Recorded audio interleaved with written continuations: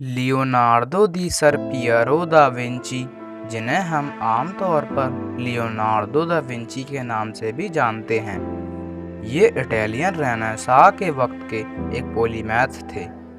मतलब ये बहुत सारे सब्जेक्ट्स में मास्टर थे, जैसे कि inventing, painting, sculpting, architecture, science, music, mathematics, engineering, literature, anatomy, geology, astronomy, botany, writing, history and cartography. और आज आप लियोनार्दो दा विंची के बारे में 40 ऐसी बातें जानोगे जिन्हें आपने शायद ही आज से पहले कभी सुना होगा। नंबर 40। लियोनार्दो दा विंची का जन्म शनिवार के दिन 15 अप्रैल 1452 को टस्कनी के पहाड़ी इलाके में रात के 10:30 पर विंची टाउन में हुआ था। इनके पिता सर पियरो दा विंची ने इनकी मां कैटरीना से शादी नहीं की थी, जो कि एक किसान थी, पर लियोनार्दो के पिता एक अमीर वकील थे।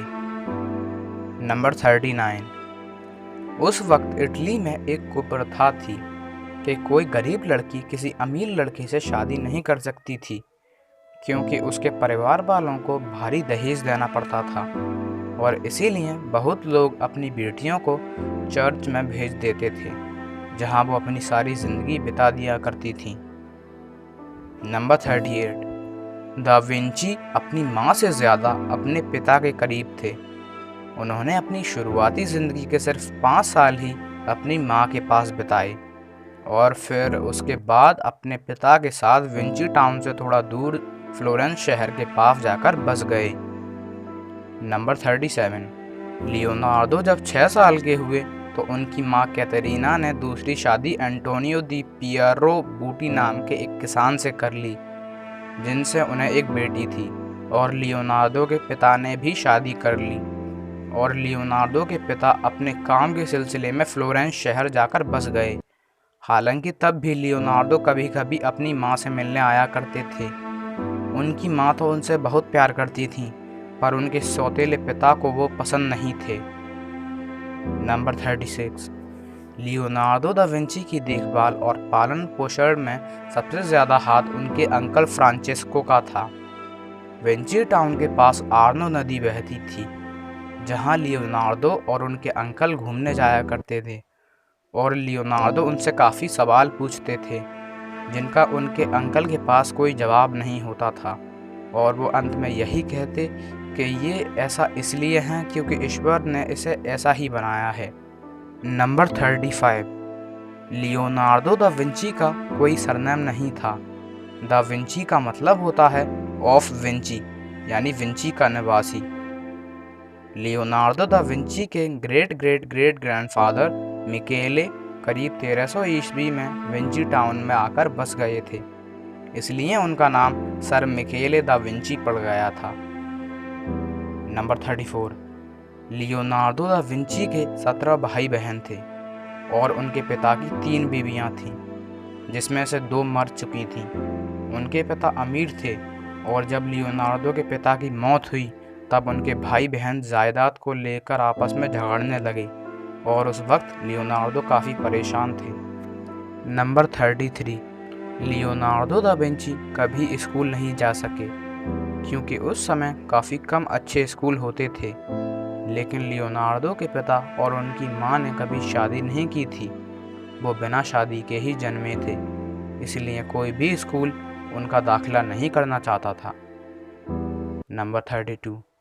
1465 में जब लियोनार्दो दा विंची 12 साल के हुए, तब उनके पिता ने अपने संबंधों का प्रयोग करके उन्हें एक पादरी के पास भेज दिया, लेकिन वहाँ भी वो बहुत सवाल पूछते थे, जिसका पादरी बस यही उत्तर देते थे कि ये ऐसा इसलिए है क्योंकि ईश्वर ने इसे ऐसा ही बनाया है। लियोनार्दो कहते कि भला ये कैसा जवाब हुआ। ये जवाब तो उनके अंकल भी दे देते थे, और फिर लियोनार्दो वहाँ से चले गए। नंबर 31।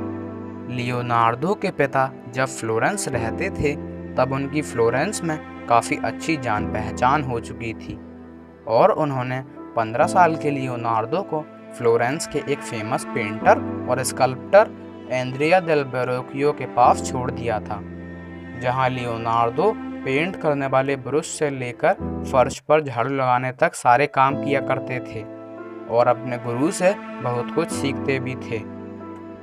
नंबर 30। जब लियोनार्डो को वेरोकियो की वर्कशॉप में काम करते हुए कुछ वक्त बीत गया, तब उनके गुरु वेरोकियो ने उन्हें एक एंजल यानी परी की पेंटिंग बनाने को कहा, जिसे लियोनार्डो ने इतने बेहतर तरीके से बनाया कि वेरोकियो इसे देखकर दंग रह गए। हालांकि इस पेंटिंग का क्रेडिट दोनों को मिला, लेकिन इसमें सबसे ज़्यादा सहयोग लियोनार्डो दा विंची का था। नंबर 29।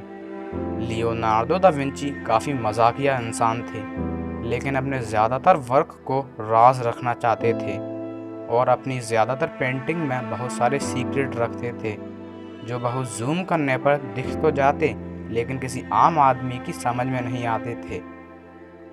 नंबर 28। लियोनार्डो ने अपनी पहली पेंटिंग 5 अगस्त 1473 को बनाई थी, जिसे सिर्फ पेन और इंक से बनाया गया था, जिसमें आर्नो वैली को दिखाया गया है। Number 27। Leonardo da Vinci right to left या उल्टा भी लिख सकते थे और उन्होंने अपना ज़्यादातर वर्क उल्टा ही लिखा था, जिसे पढ़ने के लिए उसे मिरर के सामने रखना पड़ता था। और कई लोगों का मानना है कि लियोनार्डो सिर्फ उन्हीं चीज़ों को उल्टा लिखते थे जिन्हें वो राज रखना चाहते थे, पर शायद ये एक मिथ है, क्योंकि किसी भी उल्टी लिखी चीज़ को मिरर के सामने रखकर आसानी से पढ़ा जा सकता है। Number 26। Leonardo da Vinci left handed भी थे और इसके अलावा Napoleon Bonaparte, Michelangelo, Albert Einstein, sir Isaac Newton, Bill Gates, president Barack Obama जैसे फेमस लोग भी लेफ्ट हैंडेड थे। नंबर 25। लियोनार्डो दा विंची अपने किसी भी काम को बहुत धीरे धीरे और बहुत ध्यान से करते थे। वो कोई भी गलती करना पसंद नहीं करते थे। उनकी अचानक मौत के बाद उनकी बहुत सारी पेंटिंग्स, राइटिंग्स और इन्वेंशंस अधूरे रह गए थे। उनके कुछ इन्वेंशंस तो उनकी नोटबुक्स और डिज़ाइन को लेकर बना लिए गए, लेकिन कुछ कभी बन ही नहीं पाए। नंबर 24। लियोनार्डो दा विंची पक्षियों को पिंजरे में बंद करना पसंद नहीं करते थे। वो पिंजरे में कैद पक्षियों को बस इसलिए खरीदते थे ताकि उन्हें आज़ाद कर सकें, और वो मांस खाना भी पसंद नहीं करते थे क्योंकि वो शुद्ध शाकाहारी थे। नंबर 23। 1483 में लियोनार्डो दा विंची ने एक हॉर्स स्टैचू बनाना शुरू किया, जिसे मिलान, जो कि इटली का ही एक शहर है, वहाँ के शासक लुडोविको ई मोरो दोबारा बनवाया गया था और इसे दुनिया की सबसे बड़ी मूर्ति के इरादे से बनाया गया था, लेकिन ये कभी पूरी नहीं हो पाई। हॉर्स का स्टैचू तो कंप्लीट बन चुका था, पर घुड़सवार यानी मिलान के शासक लुडोविको की स्टैचू नहीं बन पाई थी। Number 22। Leonardo da Vinci human anatomy को स्टडी करने के लिए चांदनी रात में ग्रेवयार्ड यानी कब्रिस्तान जाया करते थे। वो ताज़ा लाशों को निकालते और उनको बहुत ध्यान से देखते और उनके स्केचेस भी बनाते, और ज़रूरत पड़ने पर उस लाश के किसी हिस्से को काटते और फिर उसे अपने कागज़ पर उतारते थे। नंबर 21। जब लियोनार्डो दा विंची ने ह्यूमन एनाटॉमी को काफ़ी हद तक समझ लिया और उस पर अपने बहुत सारे नोट्स भी तैयार कर लिए, लेकिन वो इन्हें किसी को दिखा नहीं सकते थे क्योंकि लियोनार्डो गैर कानूनी तरीके से और बिना किसी की इजाज़त के कब्रिस्तान में जाया करते थे, लेकिन फिर बाद में चर्च ने उन्हें इसकी इजाज़त दे दी। नंबर 20। 1485 में लियोनार्डो दा विंची ने एक कार को डिज़ाइन किया जिसे वो युद्ध में इस्तेमाल करने के लिए बनाना चाहते थे और जिसमें बहुत सारे हथियार भी थे और ये दुश्मन के हमले से भी सुरक्षित रखती थी। नंबर 19।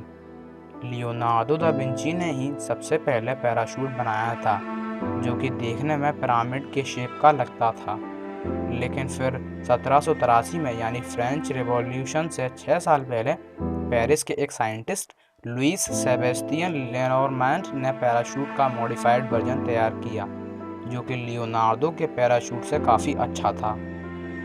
नंबर 18, 1496 में लियोनार्डो दा विंची ने एक फ्लाइंग मशीन पर काम करना शुरू किया, जिसे उन्होंने बना तो बहुत पहले ही लिया था, लेकिन कभी उस पर ध्यान नहीं दिया। फिर 1499 में उन्होंने उस फ्लाइंग मशीन को वेनिस शहर के टॉप से उड़ाया, जिसे देखकर वो हैरान हो गए। नंबर 17, लियोनार्डो दा विंची अपने समय से बहुत ज़्यादा आगे सोचते थे, जो कि उनके नोट्स से पता चलता है, जिसमें वो modern inventions, helicopter, calculator, solar power, tectonic plate के बारे में बात करते हैं। नंबर 16, लियोनार्डो दा विंची ने ही दुनिया की पहली बाइसिकल का आविष्कार किया था। उनका ये मॉडल उनकी बुक कोडेक्स एटलांटिकस में है, लेकिन उनकी मौत के बाद उनके ज़्यादातर आविष्कार किसी ने जब्त कर लिए, जो कि किसी को नहीं पता। नंबर 15, आकाश नीला क्यों होता है, इस बात की एक्सप्लेनेशन सबसे पहले लियोनार्डो दा विंची ने ही दी थी। उन्होंने कहा कि जो समुद्रों का पानी बादलों का रूप ले लेता है, उस पर जब सूर्य की रोशनी पड़ती है तो ये बादल उसके पार्टिकल्स को बिखेर देते हैं और आपस में मिलकर एक हल्का नीला कलर बनाते हैं। ये सब उन्होंने अपनी बुक कोडेक्स लीसेस्टर या कोडेक्स हैमर में बताया है। नंबर 14, लियोनार्डो की दो मोस्ट फेमस पेंटिंग्स हैं। पहली मोनालिसा, दूसरी द लास्ट सपर। नंबर 13, इतने सारे फील्ड्स में मास्टरी और इतनी खोजें और आविष्कार करने के बाद भी लियोनार्डो दा विंची ने अपनी कोई सेल्फ पोर्ट्रेट या तस्वीर नहीं छोड़ी। नंबर 12, लियोनार्डो दा विंची ही वह पहले इटालियन पेंटर थे जिन्होंने अपनी पेंटिंग्स में ऑयल पेंट का यूज़ किया था, और वो अपनी पेंटिंग्स में एक अजीब सी चमक लाने के लिए मशहूर थे, जिससे उनकी पेंटिंग्स काफ़ी अट्रैक्टिव लगती थीं। नंबर 11, लियोनार्डो दा विंची ने सेज़ारे बोर्जिया, जो कि इटली के पोप अलेक्जेंडर IV या रोड्रिगो बोर्जिया का बेटा था, उसके लिए एक इटली का एक नक्शा तैयार किया था। नंबर 10, लियोनार्डो दी कैप्रियो, जो कि एक फेमस हॉलीवुड एक्टर हैं, उनका लियोनार्डो नाम पड़ने के पीछे एक घटना है।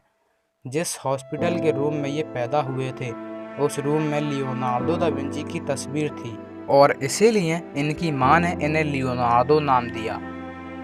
नंबर 9, जब मोनालिसा को पेरिस के लूव्र म्यूजियम से चुरा लिया गया, तब मोनालिसा दुनिया की सबसे फेमस पेंटिंग बन चुकी थी, और उसे उसी म्यूजियम के एक वर्कर विंसेंजो पेरुज्जा, जो कि एक इटालियन था, उसके द्वारा चुराया गया था। नंबर 8, लियोनार्डो दा विंची ही वह पहले इंसान थे जिन्होंने 1508 में सबसे पहले लेंसेज के बारे में बताया था। नंबर 7, लियोनार्डो दा विंची एक ही वक्त में एक हाथ से लिख लेते थे और दूसरे हाथ से ड्राइंग कर लेते थे। नंबर 6, कुछ एक्सपर्ट्स का मानना है कि मोनालिसा एक असली औरत थी। मोनालिसा की यह पेंटिंग फ्लोरेंस की एक औरत लीज़ा दिल गियोकोंडा या लीज़ा गैरादनी की है, जो कि फ्रांसिस्को दिल गियोकोंडा की बीवी थी, जो एक सिल्क का व्यापारी था पर सपने बड़े रखता था। उसने लियोनार्डो से पेंटिंग बनवाने को कह तो दिया, पर उन्हें कभी फीस नहीं चुका पाया। नंबर 5, ऐसा कहा जाता है कि लियोनार्डो दा विंची को सिर्फ मोनालिसा के होंठ बनाने में करीब 10 से 12 साल लग गए थे। नंबर 4, अगर आप मोनालिसा को थोड़ा ध्यान से देखें तो आपको वो थोड़ा मुस्कुराती हुई नज़र आती है, पर अगर आप उसकी मुस्कुराहट को नज़रअंदाज करके देखें तो आपको वो थोड़ा उदास दिखती है। और कुछ एक्सपर्ट्स का मानना है कि मोनालिसा की इस मुस्कुराहट और एकदम उसी उदासी का राज है मोनालिसा की सिगरेट प्रेगनेंसी। नंबर 3, एक फेमस डेंटिस्ट और आर्ट एक्सपर्ट जोसेफ बार्डोबस्की का मानना है कि मोनालिसा की इस यूनिक और मीनिंगलेस मुस्कुराहट और इस अजीब सी उदासी का राज है मोनालिसा का टूथलेस होना, यानी मोनालिसा के दांतों का ना होना। Number 2, the Guinness book of world record में मोनालिसा को इतिहास की मोस्ट वैल्यूएबल पेंटिंग का खिताब दिया गया है। पहली बार 14 दिसंबर 1962 को इसकी कीमत बताई गई, जो कि थी $100 मिलियन और अभी 2019 में इसकी कीमत बताई गई थी $850 मिलियन। पर ये पेंटिंग बिकाऊ नहीं है। नंबर 1, 2 मई 1519 को लियोनार्डो दा विंची ने इस दुनिया को अलविदा कह दिया। मरने से पहले उनके आखिरी शब्द थे, I have offended God and mankind. My work did not reach the quality it should have. यानी मैंने ईश्वर और मानव जाति को नाराज़ किया है। मेरा काम उस गुणवत्ता तक नहीं पहुंच पाया जो उसके पास होनी चाहिए। तो आज के लिए बस इतना ही। लाइक और शेयर करना मत भूलिएगा और ऐसी ही इंटरेस्टिंग वीडियोज़ के लिए चैनल को सब्सक्राइब कीजिए।